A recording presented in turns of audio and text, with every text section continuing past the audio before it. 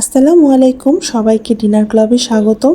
আজকে আমি ছানার রোস্ট বানিয়ে দেখাবো। এটা হচ্ছে মিষ্টি রোস্ট। চলুন তবে শুরু করা যাক। আমি প্রথমে প্যানের মধ্যে তেল দিয়ে নিয়েছি। এখানে আমি পেঁয়াজ কুচি দিয়ে নেব।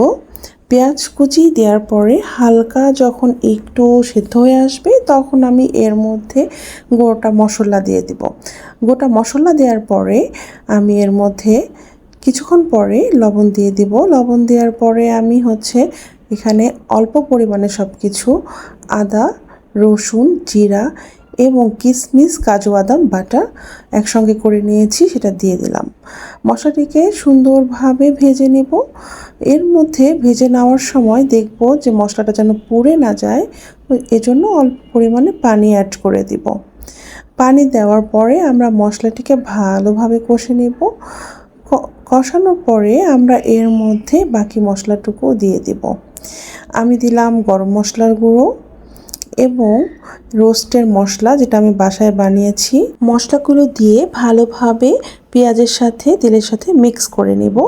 এ পর্যায়ে আমরা এর মধ্যে টক দই দিয়ে দিব 1.5 টেবিল চামচ পরিমাণ।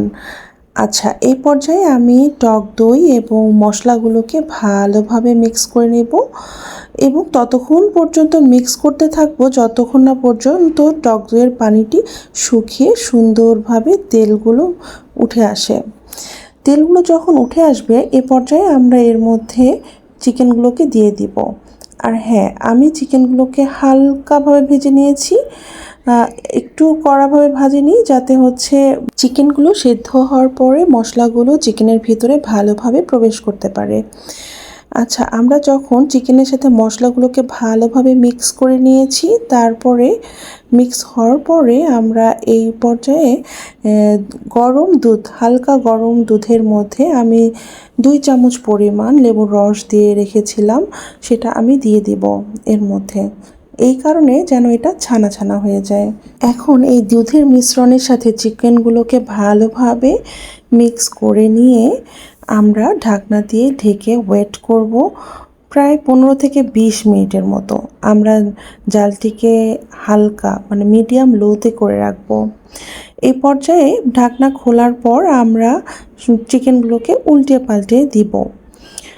এখন চিকেনগুলো 50 থেকে 60% মতো সেদ্ধ হয়ে গিয়েছে। আমরা এই পর্যায়ে চিকেনগুলোকে উল্টে পাল্টে দিব। এখন আমরা চিকেনগুলোকে উল্টে পাল্টে দেওয়ার পর এর মধ্যে চিনি অ্যাড করব। আমি মিষ্টি হওয়ার জন্য 2 থেকে 3 টেবিল চামচ পরিমাণ চিনি দিয়েছি। আপনারা আপনাদের স্বাদ অনুযায়ী চিনি দিবেন।